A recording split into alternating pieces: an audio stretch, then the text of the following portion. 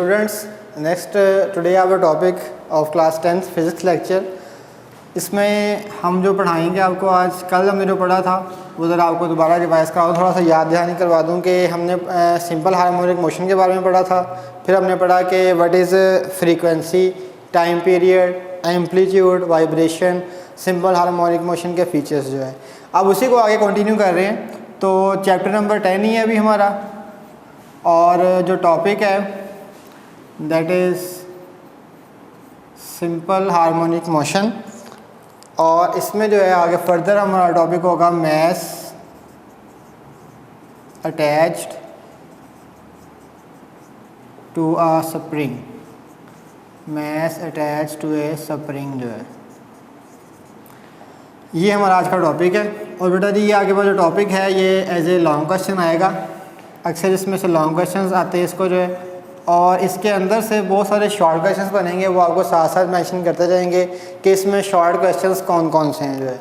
तो स्टार्टिंग में बता रहे हैं, जैसे कि नाम से जाहिर हो रहा है कि आपके पास ये मास अटैच्ड स्प्रिंग है, और इसके लिए मैंने आपको कल बताया था एक इक्वेशन को प्रूव करना ज़रूरी है। और वो इक्वेशन क्या थी कि acceleration is directly proportional to -x। अगर किसी भी बॉडी का मोशन प्रूव करना है कि उसका मोशन सिंपल हार्मोनिक मोशन है, तो उसके लिए हमें इस इक्वेशन को प्रूव करना पड़ेगा। अगर हम इस इक्वेशन को प्रूव करने में सक्सेसफुल हो जाते हैं तो उस बॉडी का motion simple harmonic motion proved हो जाएगा जो है। अब देखिए नाम में लिखा हुआ है कि मास अटैच्ड टू स्प्रिंग है, या मास स्प्रिंग सिस्टम इसको कहा जा सकता है जो है। इसकी डायग्राम कुछ ऐसे ड्रा करेंगे हम। ये आपके पास तीन तरह की कंडीशंस ले लिया हमने, 1, 2 एंड 3, और इसमें मेरा डायग्राम आपने साथ लाजमी ड्रा करनी है इसकी जो है। First it will B spring and a body, spring है और एक बॉडी है जो है, इसका मास m है। सेकंड में it will also have a body with mass m, and third one is also a body which has a mass m जो है। This one is called mass spring system या mass attached to spring। ये आपके पास एक mass show हो रहा है और ये आपके पास क्या है, एक स्प्रिंग है जो है। अब हमने प्रूव क्या करना है कि क्या इसका मोशन सिंपल हार्मोनिक मोशन है या नहीं है जो है। उसके लिए हम इसको ज़रा एक्सप्लेन कर दें थोड़ा सा जो है। हमने कहा कि ये बॉडी एट रेस्ट पोजिशन पे है। अगर एट रेस्ट पोजीशन पे है it is called its mean position, तो ये इसकी मीन पोजीशन होगी।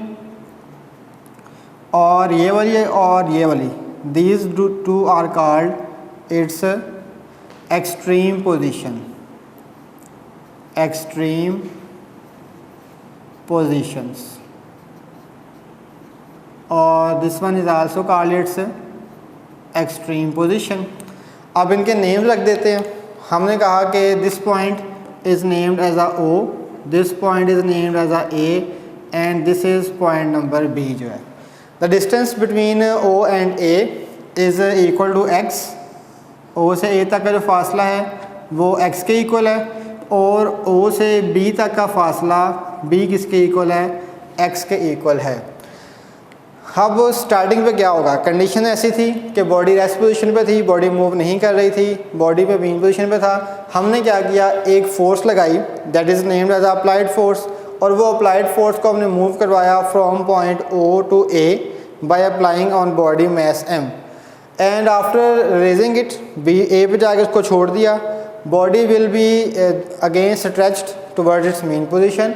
बॉडी दोबारा क्या होगी, अपनी मीन पोजीशन की तरफ वापस आएगी due to its restoring force and due to inertia.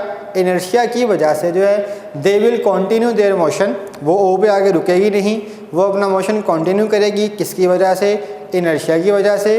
And reaches at another point B, और एक और पोजीशन पे जाके क्या रुकेगी, वो B पे जाके रुक जाएगी, which is also extreme position, जो इसकी एक और क्या है, एक्सट्रीम पोजीशन है जो है। And this mass is also continue their motion about a fix point about its mean position.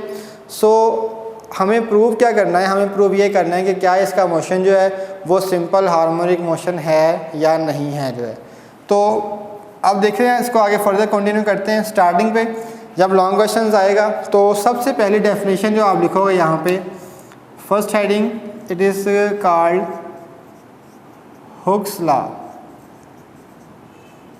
कि हुक्स लॉ क्या चीज़ होगी। हुक्स लॉ अलग से 2 नंबर का शॉर्ट क्वेश्चन भी आ सकता है आपको। डिफाइन हुक्स लॉ को डिफाइन करें जो है, तो आप ऐसे डिफाइन करेंगे कि force applied on a body, force applied on a body is directly proportional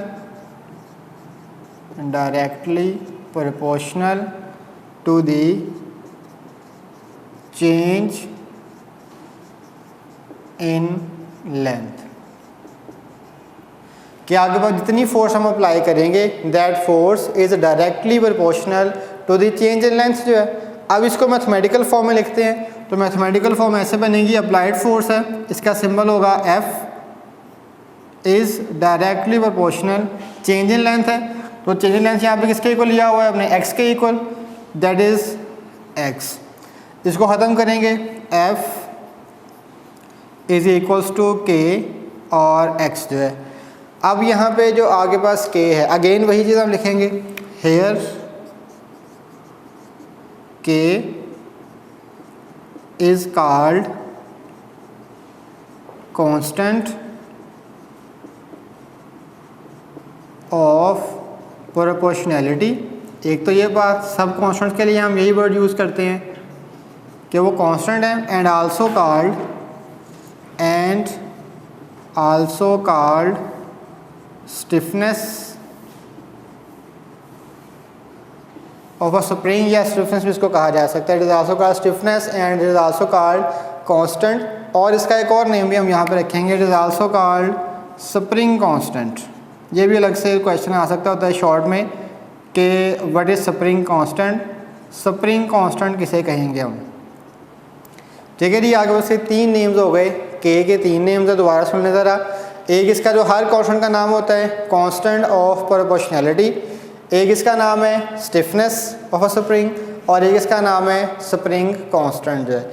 अब इसको आगे डिफाइन करते हैं कि what is spring constant. Spring constant कि स्प्रिंग कांस्टेंट आगे पास क्या चीज़ है, इसको एक्सप्लेन कर दें, और ये अलग से 2 मार्क्स का शॉर्ट क्वेश्चन भी बन सकता है जो है। इसमें होगा क्या, बताना हमने क्या है कि स्प्रिंग कांस्टेंट क्या चीज़ है, मुश्किल बात नहीं है। जो डेफिनेशन हमने यहाँ पे लिखी है, फॉर्मूला लिखा हुआ है, इसी से हम डेफिनेशन बना लेंगे। इसी को अगर देखा जाए तो इससे हम बनाते हैं definition, the ratio between the applied force and change in length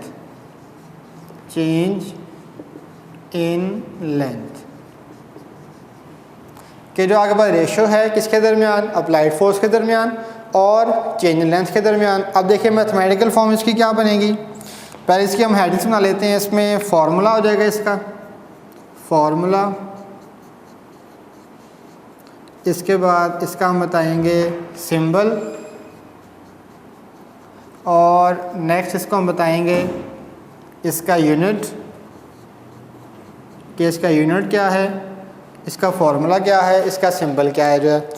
तो पहले हम बता रहे हैं फॉर्मूला, तो फॉर्मूला देखें यहीं से बनेगा, K is equal to F over X। F जो है वो अप्लाइड फोर्स है, X जो है वो चेंज इन लेंथ है, और K जो है वो क्या है आपके पास, स्प्रिंग कांस्टेंट। तो यही हमने डिफाइन किया था इसको, कि it is a ratio between the applied force and change in length जो है। इसी का सिंबल क्या है, अब सिंबल स्मॉल के is a symbol of spring constant जो है। फिर आता है यूनिट, तो ज़ाहिर बात है फोर्स है, तो फोर्स का यूनिट क्या होगा, न्यूटन, और अगर चेंज इन लेंथ है, डिस्टेंस है, इसका क्या होगा, मीटर। तो न्यूटन पर मीटर इसका यूनिट हो जाएगा। इसको इस तरीके से लिख सकते हैं, अगर ऐसे नहीं तो इसको इस तरीके से भी लिखा जा सकता है, Nm-1 न्यूटन पर मीटर जो है। और बेटा जी ये शॉर्ट में भी आपसे अलग से डेफिनेशन पूछी जा सकती है, या ये MCQs में आ सकता है कि आगे पास but is the unit of spring constant, spring constant का यूनिट बताएं क्या है, तो आपने बताना है its unit is newton per meter जो है। इसके बाद नेक्स्ट हम फर्दर कंटिन्यू कर रहे हैं। नेक्स्ट जो हमारे पास हेडिंग आएगी वो है जी रीस्टोरिंग फोर्स, रीस्टोरिंग फोर्स। अच्छा, इसके बारे में थोड़ा सा डायग्राम से भी आपको बता दूं कि what is restoring force, restoring force क्या है और अप्लाइड फोर्स क्या है। तो देखें ना डायग्राम में कि अगर हम फ़र्ज़ करें मूव करवा रहे हैं बॉडी को ओ से ए की तरफ, तो जो हमने उसके ऊपर फोर्स लगाई that is applied force.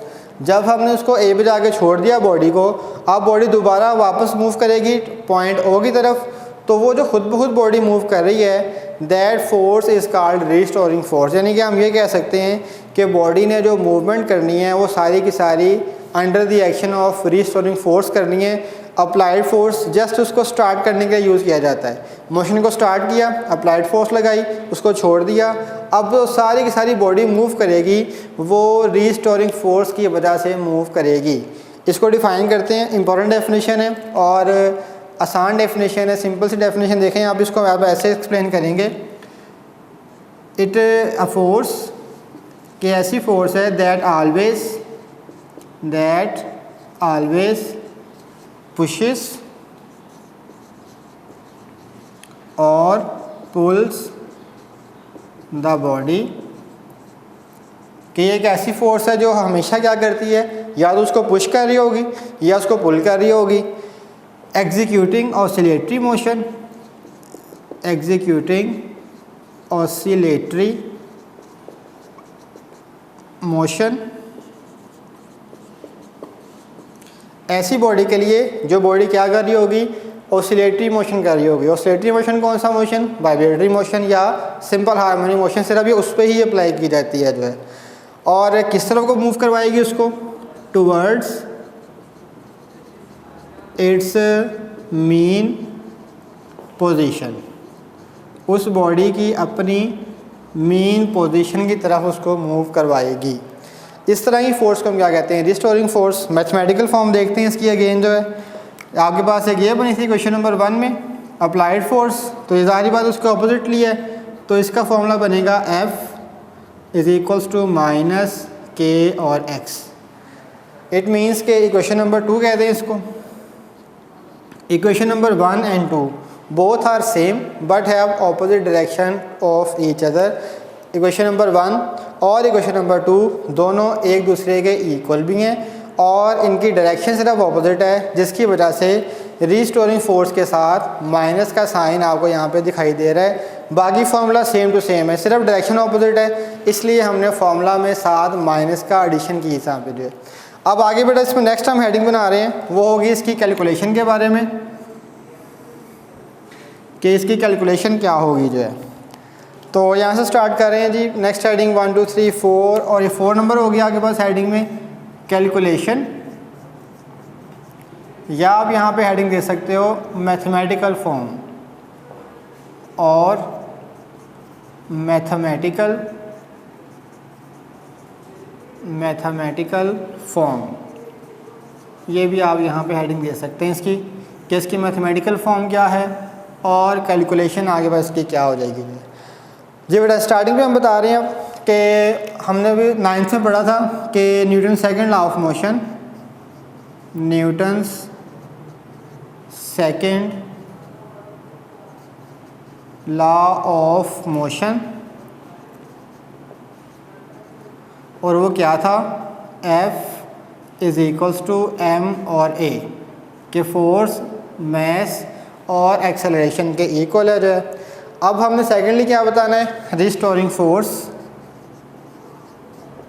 Restoring force which is equal to F and F is equals to minus KX।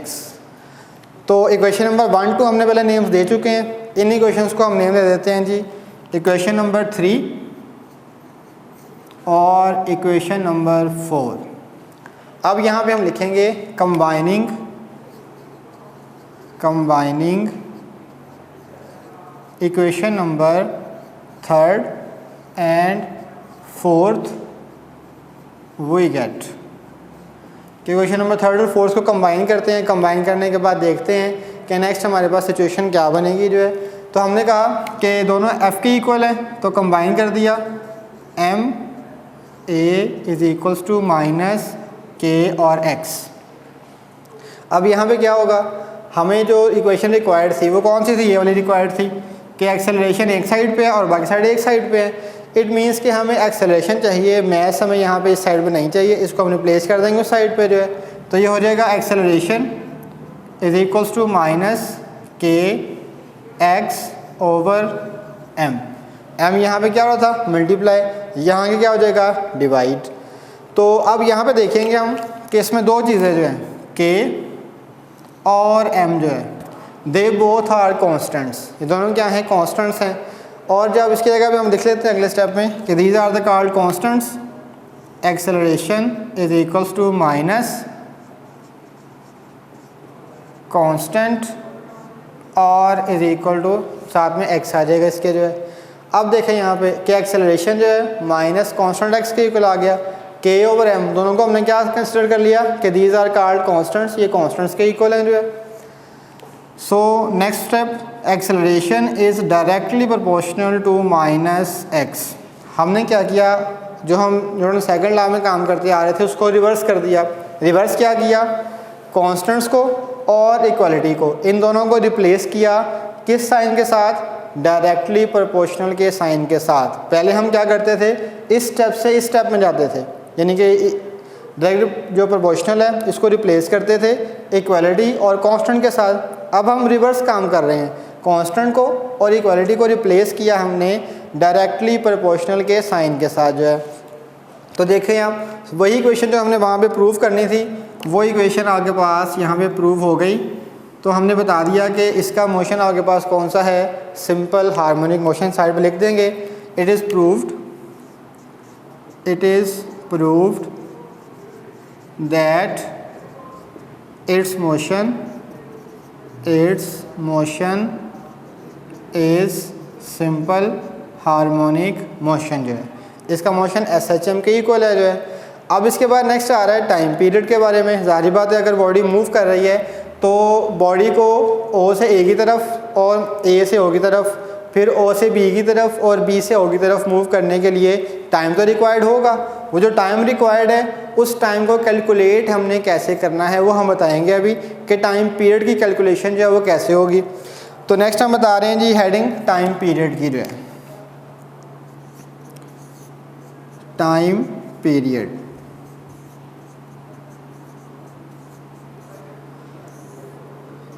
इसके लिए डेफिनेशन मैंने कल बताई थी, वही डेफिनेशन हम यहाँ पे दोबारा लिखेंगे। द टाइम रिक्वायर्ड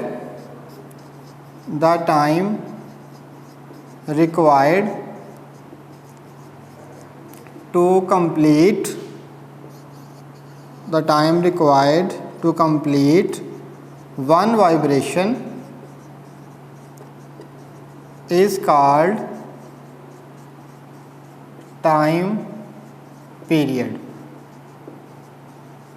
कि वो आगे पास टाइम जो हमें रिक्वायर्ड है किस चीज़ के लिए, एक वाइब्रेशन को मुकम्मल करने के लिए, कंप्लीट करने के लिए, that time is called time period. ये हमने डेफिनेशन कल भी पढ़ी थी और इसको दोबारा रिवाइज करवा रहे हैं।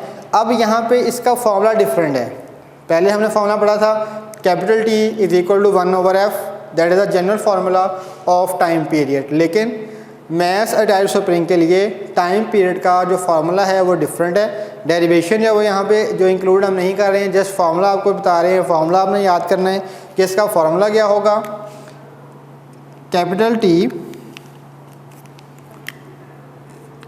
टाइम पीरियड का is equals to 2π√m/k।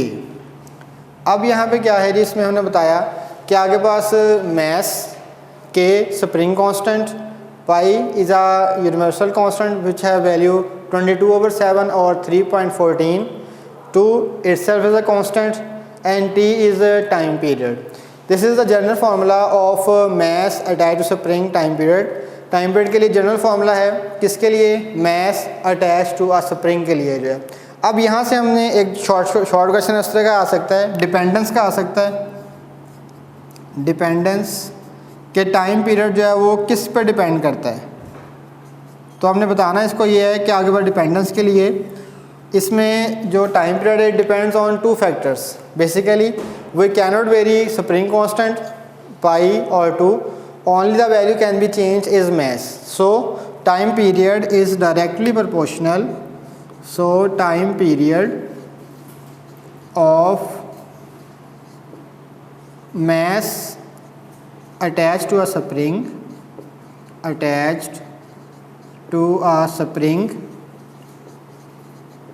is directly proportional to the mass of a body. इससे हमें पता ये चला कि अगर आगे बाद टाइम पीरियड को हमने चेंज करना है, वेरी करना है, रिप्लेस करना है, कम ज़्यादा करना है, इंक्रीज़ और डिक्रीज़ करना है, तो हम सिर्फ एक वैल्यू को चेंज कर सकते हैं, that is the mass of a body. जो हमने मास अटैच किया था, लेंथ जो आगे पास स्प्रिंग की है, उसकी जो स्टिफनेस है, उसका जो कांस्टेंट है, इट डज़ नॉट वेरी, वो आगे पास कोई भी उसकी वैल्यू चेंज नहीं होगी। सिर्फ वैल्यू किसकी चेंज हो सकती है, जो बॉडी का मास है। अगर हम मास को इंक्रीज़ कर रहे हैं तो टाइम पीरियड भी इंक्रीज़ करेगा, अगर हम मास को डिक्रीज़ कर रहे हैं तो उसका टाइम पीरियड भी क्या होगा, डिक्रीज़ करेगा। इट मीन्स कि time period and mass they are both directly proportional to each other जो है। अच्छा, इसके बाद लास्ट पे इसी को हम थोड़ा सा कंटिन्यू करेंगे कि के की वैल्यू आगे पास स्टिफनेस है और के आगे पास क्या है, किसी की वैल्यू लार्जर हो सकती है। जो स्प्रिंग हैं ये तमाम स्प्रिंग एक तरह के नहीं होते, किसी की स्टिफनेस ज़्यादा होती है, किसी की स्टिफनेस जो है वो कम होती है। स्टिफनेस बेसिकली उसके सॉफ्टनेस है, उसके हार्डनेस को हम जो है डिफ़ाइन करते हैं कि उसकी सॉफ्टनेस कितनी है और उसकी जो है वो आगे पास जो थिकनेस है वो कितनी होगी जो है। तो यहाँ तक आगे पास टॉपिक था। इसमें मैंने आपको प्रेजेंटेशन बता दी कि इसमें आपके पास लॉन्ग क्वेश्चंस कैसे आएंगे, शॉर्ट क्वेश्चन किस तरीके से आएंगे। दोबारा रिकैप करवा दूँ आपको इसमें क्या क्या हमने पढ़ा जो है। स्टार्टिंग में बताया आपको कि जैसे कि नाम पे ज़ाहिर लिखा हुआ है मास अटैच टू स्प्रिंग है, इट मीन्स कि ये बॉडी हमने डायग्राम बना दिया। इसमें एक बॉडी ली जिसका मास m था और उसको स्प्रिंग के साथ अटैच किया। इसकी 3 पोजीशन हमने ड्रा की। एक मेन पोजीशन जहाँ पे बॉडी रेस्ट में थी, इनिशियल कंडीशन में थी। फिर हमने बताया extreme positions on either side from O to A and O to B। उसके बाद नेक्स्ट हमने बताया कि हुक्स लॉ क्या होगा। हुक्स लॉ हमने ये बताया था कि when a force applied on a body, जब किसी बॉडी पे हम फोर्स अप्लाई करते हैं, it is directly proportional to the change in length. वो चेंज इन लेंथ की क्या होती है, बिल्कुल डायरेक्टली प्रोपोर्शनल है। अगर फोर्स को इंक्रीज़ करते हैं तो डिस्प्लेसमेंट या चेंज इन लेंथ भी क्या होगा, इंक्रीज़ करेगा जो है। फिर अगेन हमने क्या किया, रिप्लेस किया उसी चीज़ को जिसकी जगह पे एक इक्वालिटी का साइन आता है और साथ में कांस्टेंट आएगा। It will be replaced by directly proportional sign, equality and constant के। K is called constant of proportionality and called stiffness or spring constant. Spring constant को define किया, it is a ratio between the applied force and the change in length. इसका formula बेटा ये होगा, K is equal to F over X, symbol small k के equal, unit Newton per metre और Nm-1। फिर next आया restoring force के। What is restoring force, a force that always pushes और पुल्स द बॉडी। ये ऐसी force है जो हमेशा बॉडी को पुश करती है और पुल करती है टुवर्ड्स इट्स मेन पोजीशन, उस बॉडी की मेन पोजीशन की तरफ। इस फोर्स को क्या कहा जाता है, restoring force. And it is always opposite to the applied force, और इसकी डायरेक्शन हमेशा अप्लाइड फोर्स के ऑपोजिट होती है। इसलिए आप दे सकते हैं इक्वेशन नंबर 1 और equation number 2 both have the same values except this minus sign. Minus sign indicates that the restoring force and applied force both have opposite direction of each other. Next आ रहे हैं इसके calculation के ऊपर। Calculation में हमने prove ये करना था, मैथमेटिकली प्रूव करना था कि क्या वाकई इसका मोशन सिंपल हार्मोनिक मोशन है या नहीं है। इसके लिए हमने बताया कि Newton second law of motion जो हम क्लास 9th में पढ़ के आ चुके हैं, F is equal to ma के इक्वल था। और रिस्टोरिंग फोर्स वो जो हमने फॉर्मूला अभी ड्राइव किया था, बताया था कि रिस्टोरिंग फोर्स किसके इक्वल है, F is equal to minus kx। This is equation number 3 and equation number 4। Now we combining equation number 3 and equation number 4, so we get ma is equal to minus kx। m यहाँ पे जो अब multiply हो रहा है, यहाँ पे क्या हो जाएगा, डिवाइड। k और m both are constants, so constants will be replaced by are directly proportional sign. So A is directly proportional to minus x it is proved that its motion is simple harmonic motion जो है। फिर उसके बाद last पे आ गया time period के बारे में कि टाइम पीरियड का फॉर्मूला हम कैसे कैलकुलेट करें। इसके लिए ज़ाहिर बात है जब बॉडी ने मूव करना है तो उसका टाइम पीरियड भी हमें कैलकुलेट करना पड़ेगा। उसके लिए हमने एक फार्मूला ड्रा किया। फार्मूला आपके पास क्या था, capital T is equals to 2 pi under root m over k। m is mass of a body, k is a spring constant or stiffness or a constant of proportionality which have constant value. Pi is also a constant, its value is 22/7 or 3.14. 2 itself a constant and t is the symbol of time period. So from this formula हमने ये result निकाला कि जो time period है आपके पास spring constant का, mass attach spring का, it is directly proportional to mass. अगर हम मैस को वेरी करते हैं तो इसके टाइम पीरियड में भी क्या होती है, वेरिएशन आती है। अगर मैस कम होगा तो इसकी टाइम पीरियड भी कम होगा, अगर मैस ज़्यादा है तो टाइम पीरियड में भी आपके पास में फ़र्क पड़ेगा। Both are directly proportional to each other जो है।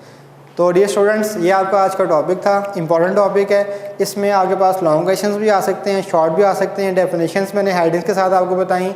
जो डेफिनेशंस हैं वो आपको अलग से शॉर्ट में भी पूछी जा सकती हैं। और ओवरऑल आपके पास ये एक पूरे का पूरा लॉन्ग क्वेश्चन है जो कि इंपॉर्टेंट लॉन्ग क्वेश्चन है। चैप्टर्स में से कई दफ़ा बोर्ड के पेपर्स में ये आ चुका है जो है। ठीक है डियर स्टूडेंट्स, आज का टॉपिक